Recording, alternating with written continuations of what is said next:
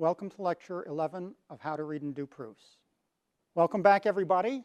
Today we're going to learn about the uniqueness methods, which are proof techniques that you should think about using when you see the keyword unique or equivalent words like one and only one, together with the quantifier there is in either the forward process or the backward process. So in fact, we're going to have two different proof techniques, the forward uniqueness method and the backward uniqueness method. Let's start with the forward uniqueness method. So suppose you see the keywords unique anywhere in the forward process, in which case you will know that there is a unique object with a certain property such that something happens. How do we work forward from that kind of a statement? How do you take advantage of that knowledge? Well, to begin with, you know that there is, in fact, an object, let's call it X, with a certain property and for which something happens. So here, let's say you have the object X. Suppose that you were to come across another object, let's call it Y, with a certain property and for which the something also happens. Now remember, X is supposed to be unique. So what should be the relationship between Y and X? They should be the same? They should be the same. And in fact, writing that they are the same is the new forward statement. And that is precisely the forward uniqueness method. Let's see how it works in an example. Suppose you want to prove that if a, b, and c are real numbers with ax squared plus bx plus c equals 0 having a unique solution, then b squared minus 4ac equals 0. Here, I hope you have identified the keyword unique in the hypothesis. What we're going to do now is work forward from the fact that ax squared plus bx plus c equals 0 by the quadratic formula. So we have two roots, the positive root and the negative root. But remember, this equation has a unique solution. Here's one solution. Here's another solution. So what should be the relationship between the solution y and the solution z? They should be the same. They should be the same. And that's exactly what we're writing as a new forward statement. This is the forward uniqueness method. In fact, the rest of the proof involves nothing more than algebra to work forward from A2 to get to b squared minus 4ac equals 0. And that algebra is really very easy. Here's y, here's z. They're equal, so let's write them as being equal. And now let's do some very simple algebra. Multiply both sides by 2a, add b to both sides, that'll cancel. Bring this negative over to the other side, so we get two of these square root terms. And now simply divide by 2 and square both sides. And that's the end of the proof. All right, let's talk about the backward uniqueness method. You should think about using this method when you come across the keywords unique in the backward process, in which case you have to show that there is a unique object with a certain property such that something happens. So how can we do that? There are actually two statements that we have to deal with. The first is to show that there is an object, say x, with a certain property and for which the something happens. You can do this with the construction method, or you can do it with contradiction. The next thing you have to do is deal with the issue of showing that it is unique, that there's only one such object. And there are actually two different proof techniques for doing this. One is called the direct uniqueness method, and the other is called the indirect uniqueness method. With either the direct uniqueness method or the indirect uniqueness method, the first step is to produce an object x with a certain property and for which the something happens.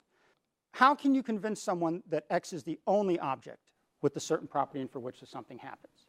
Well, with the direct uniqueness method, if you have the object x already constructed, suppose that there were another object, let's call it y, with a certain property and for which the something happens. Now remember, x is supposed to be unique. What should be the relationship between y and x? The same. They should be the same. And that's the idea of the direct uniqueness method. You've already constructed the object x with a certain property and for which the something happens. And now you want to suppose that y is another object with a certain property and for which the something happens. And to show that there's really only one such object, it's your job to show that x and y are the same. So let me summarize that. With the direct uniqueness method, what you do is you assume that y is also an object with a certain property and for which something happens. And then it is your job to show that x and y are the same. What this is saying is that if you already have x, if you have already constructed x, and if there were another object y with the same certain property and something that happens, they would actually have to be the same. And that means there's only one of them. So that's the idea of the direct uniqueness method. If you look at what you have to do here, you have to work forward from A2 and backward from B1. Can somebody ask a key question here for B1? How can I show that? Two numbers are equal? Two numbers are equal. Who said x and y are numbers? Right? They could be anything. They could be numbers, they could be functions, they could be sets, they could be anything. So the key question depends on the specific kinds of objects that you're dealing with. So let's take some examples of that. If x and y are real numbers, then indeed the correct key question is, how can I show that two numbers are equal? If x and y are sets, then the key question is, how can I show that two sets are equal? In fact, how can you show that two sets are equal? Show that each set is a subset of the other set? Show that each set is a subset of the other set, exactly. Let's take a look at an example of using the direct uniqueness method, and we'll test your ability to ask the key question as we go through. All right, so let's look at this proposition. If a, b, c, d, e, and f are real numbers for which ad minus bc is not 0, then there are unique real numbers, x and y, such that ax plus by equals e, and cx plus dy equals f. So of course you've identified the hypothesis A and the conclusion B, and you see keywords. What keywords? Unique. You see the keyword unique where? In the conclusion. In the conclusion, in the backward process. And this is what should trigger for you to think about the backward uniqueness method. And so if you remember how that technique works, the first part is to forget about the word unique and simply show that there are real numbers x and y such that ax plus by equals e and cx plus dy equals f, using what proof technique? Construction. Using the construction method. In fact, we did this in the lecture on the construction method, and so I'm not going to repeat that here. Nevertheless, the first step is to construct real numbers x and y with these properties, and let's call them x1 and y1. We have already constructed those in a previous lecture. Now we have to deal with the uniqueness. How do we show that x1 and y1 are the only numbers that satisfy these two equations? And according to the direct uniqueness method, the way you do this is you pretend that you have another solution to these equations. You have another object with a certain property and for which something happens. So suppose that x2 and y2 also satisfy the two equations. Now, if x1 and y1 are really unique, what should be the relationship between these two numbers and these two numbers? That they're the same? They should be the same, and it's your job to show that they're the same. So that becomes your new statement in the backward process. What you see here is the direct uniqueness method. First, construct the objects. Now deal with the uniqueness. How do you know that these are unique? Well, suppose there's another object with a certain property and for which something happens. Your job is to show really that other object is the same as the first one. And now we're just going to use the forward-backward method. We're going to work forward from the hypothesis A, A1, A2, and backward from B1. So let's work backward from B1. Let's ask the key question. How can I show that? A number is equal to another number. A number is equal to another number. Is that a number here? No. No, so that's not the right question. What is that? A pair of numbers? A pair of numbers. You want to give us the key question here? How can I show that? A pair of numbers are equal. How can I show that two pairs of real numbers are equal? Well, you know what you have to do next, right? After you ask the question, you have to answer it. So how can you show a pair of real numbers is equal to another pair of real numbers? x1 is equal to x2 and y1 is equal to y2? Exactly. x1 is equal to x2 and y1 has to be equal to y2. So let's summarize. How can I show that two pairs of real numbers are equal? I have to show that x1 equals x2 and y1 equals y2. That's the definition. So this becomes my new statement in the backward process. And I'm going to just rewrite that as x1 minus x2 equals 0 and y1 minus y2 equals 0. And how am I going to do this? I'm going to do this by working forward from the hypothesis A, A1, and A2. So in particular, from A1 and A2, here are the equations that we know. This is for x1 and y1, and these are for x2 and y2. And what I propose to do is work forward from these four equations and the hypothesis A to get to x1 minus x2 equals 0 and y1 minus y2 equals 0. So let's do a little bit of algebra. Let's play with these four equations. In particular, I'm going to subtract this equation from this equation. And you factor out the a here, you factor out the b here, and the e goes away. Let's do the same thing over here. Subtract the bottom equation from the top equation. The f's go away. Factor out the c and the d. You get this. And let's put this equation right down here. Okay, now what I'm going to do is multiply the top equation through by d and the bottom equation through by b, and then subtract the bottom equation from the top equation. Why? Because look at what happens to these terms here. This term is exactly the same as this term, except there's a minus sign. So what's going to happen to that? It'll go away. It'll go away, and so over here we're left with AD minus BC times x1 minus x2 equals 0. Now you can use the hypothesis that AD minus BC is not 0 to divide both sides by AD minus BC, and that leaves you with the statement x1 minus x2 is 0, which is precisely the same statement as we left off in the backward process. A similar set of algebra will eventually result in y1 minus y2 equals 0, and I'll let you go home and figure that one out. Let's look at the other backward uniqueness method. Again, another approach to showing that there is a unique object with a certain property such that something happens is to use the indirect uniqueness method. With the indirect uniqueness method, you first produce an object x with the certain property and for which the something happens. Then, to show that this object x is the only such object, by contradiction, assume that it is not the only such object. So, assume that y is a different object from x with the certain property and for which the something happens. How do you rule this out?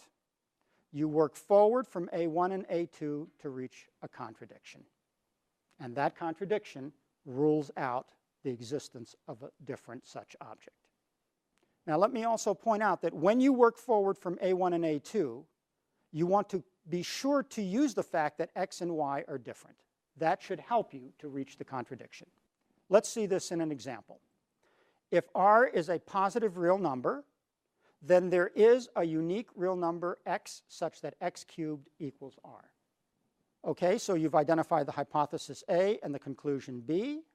Hopefully you've recognized the key words unique in the backward process in the conclusion here, and therefore you know that you want to use a backward uniqueness method. Whether you use the direct uniqueness method or the indirect uniqueness method, the first step is to produce a real number x for which x cubed equals r. So we would have to use, let's say, the construction method to go out and construct a real number x for which x cubed equals r. That can be done, but it takes a lot of work. So I don't want to spend the time here going through that. So if you'll give me a little bit of leeway here, let's suppose that I have already constructed a real number x for which x cubed equals r, so that we can now focus on the issue of uniqueness. Let's do this by the indirect uniqueness method. And according to the indirect uniqueness method, what should we now assume? That there's a real number y such that y cubed equals r? Different from x. Different from x. Different from x. This is very, very important because this is the difference between the direct uniqueness method and the indirect uniqueness method. With the direct uniqueness method, you would assume that there's another object with the certain property and for which the something happens. With the indirect uniqueness method, you assume there's another object that's different from x with the certain property and for which the something happens. With the indirect uniqueness method, we should assume that there's a different object from x, a different real number from x, for which y cubed equals r. Now you have to rule this out. How do you rule this out? You have to reach a contradiction. You have to reach a contradiction. And in particular, how are you going to reach a contradiction? By doing what? By working forward. From where? A2 and A1. A1, A2, and the hypothesis A as well. And if you were going to do this proof on your own, you wouldn't know what the contradiction is going to be. That's one of the disadvantages of the contradiction method. When you work forward in the contradiction method, you're working forward in the blind. You don't know where the contradiction is. However, because I have done this proof, I know what the contradiction is, and I'm going to show it to you to make your lives a little easier. I'm going to reach the contradiction that r equals 0. Can somebody tell me, why is this a contradiction? In the hypothesis, it says r is greater than 0. Exactly. Up here it says r is strictly positive, and you can assume that that's true. I'm going to show you that r equals 0. That cannot happen. That's a contradiction. So all that remains now is algebra to work forward from A1 and A2 to get to this contradiction in B1. And the algebra is really very easy. So let's work forward from A1 and A2. X cubed equals r, y cubed equals r, so x cubed equals y cubed. Now let's do some algebra. Bring the y cubed over to this side and factor out an x minus y. Now is where we're going to use the fact that x and y are different. If x and y are different, what does that mean about x minus y? It's not 0. It's not 0, and so I can divide both sides by x minus y. And that leaves me with x squared plus xy plus y squared equals 0. Now what I'd like you to do is think of this as a quadratic equation in x squared. Ax squared plus bx plus c equals 0. What's a here? 1. B. Y. And c? Y squared. Good. So think of this as a quadratic equation. Ax squared plus bx plus c equals 0, in which a is 1, b is y, and c is y squared. Let's solve this equation for x using the quadratic formula. X equals this. Here we'll clean that up so it looks like this. Now remember, x has to be a real number. And if you look over here, there's only one way that x can be a real number. What is that? If y equals 0. If y equals 0. Y must be 0. And if y is 0, from A2, which said that y cubed equals r, if you know that y is 0, r is 0. And that's the contradiction. I mean, this is the power of contradiction, right? When you assume something, when you want to show something is true, you can assume it's not true and show that that leads to a contradiction. Then it has to be true. And that's what we've done here. We've assumed that x is not unique. In other words, there is a different value for y for which y cubed equals r. And that leads to the contradiction that r equals 0. That can't happen. That's exactly the idea behind it. All right, let's summarize the uniqueness methods. First of all, when should you use a uniqueness method? When you see the keywords unique together with the quantifier there is in either the forward or backward processes. So we have two different proof techniques, a forward uniqueness method and a backward uniqueness method. With the forward uniqueness method, you can assume that there is a unique object with a certain property such that something happens. You will know that there is a unique object with a certain property such that something happens. How do you take advantage of this knowledge? Well, if you ever come across two of these objects, let's call them x and y, both with a certain property and for which the something happens, then by the uniqueness, they have to be the same. Writing down that the two objects are the same is the forward uniqueness method. In contrast, let's talk about the backward uniqueness method, which you should use when you want to show that there is a unique object with a certain property such that something happens. To show that there is a unique object with a certain property such that something happens, first go out and construct the object. Let's call it x. So you will know that there is an object x with a certain property and for which the something happens. To show that the object is unique, that is, that this is the only such object, you can prove this by either the direct uniqueness method or the indirect uniqueness method. With the direct uniqueness method, what you should do is assume that y is also an object with a certain property and for which the something happens. And now what you need to show is that x and y are really the same. So you want to work forward from A, A1, and A2 to show that x and y are the same. With the indirect uniqueness method, you do this by contradiction. So you should assume that x is not unique. That is, that there is another object, y, that is different from x, for which the certain property and the something happens. Now you need to rule this out. And how do you rule this out? By reaching a contradiction. So what you want to do here is work forward from the hypothesis A, the object x with its certain property and something that happens, and the object y with its certain property and something that happens, to reach some unknown contradiction. That completes this lecture.